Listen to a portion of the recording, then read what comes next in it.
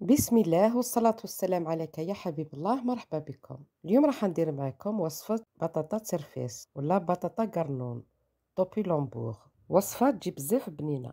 راح نديرها صوص بلانش. في مرميطة ندير شوية زيت، طرف زبدة،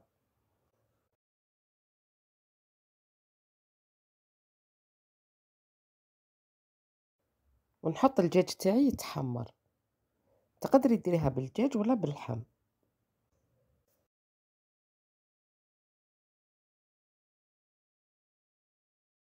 نزيد البصلة والثوم مرحيين،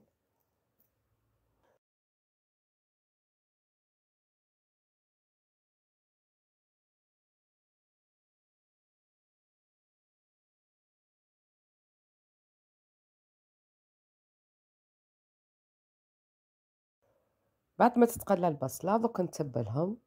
ندير الملح، الكزبر، فلفل كحل، كركم، زنجبيل، ونقلي كلش مليح.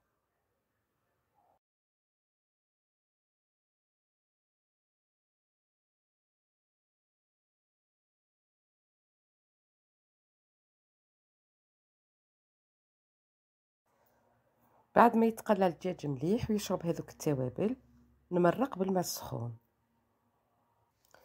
ونلوح الحمص اللي راهو طايب، نغطيها ونخلي الدجاج يطيب.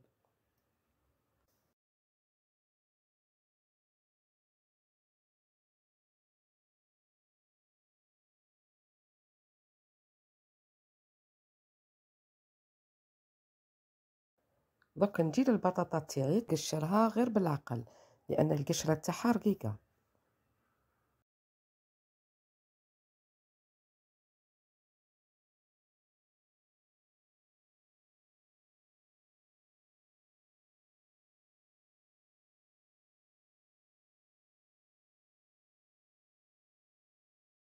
بعد ما نقشرها ونغسلها نقسمها هكذا دوائر، ولي تلقيها صغيره خليها ما تقسميهاش.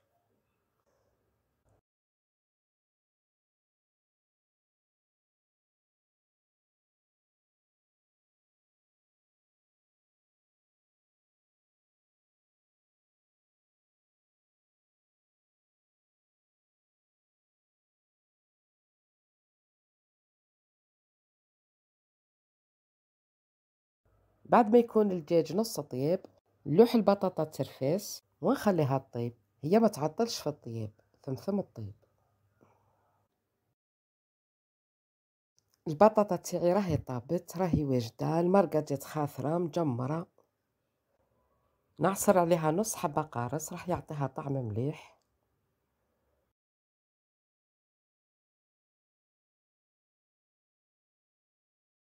نزيد ندير فوقها المعدنوس. وهاو الطبق تاعي واجد وبالصحه والهنا.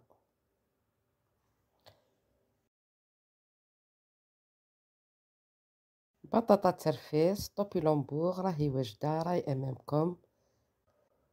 جات بنينه، لاصوص جات خاثره، شهيتكم في الجنه ان شاء الله. نتمنى تنال إعجابكم. دمتم في رعاية الله والسلام عليكم.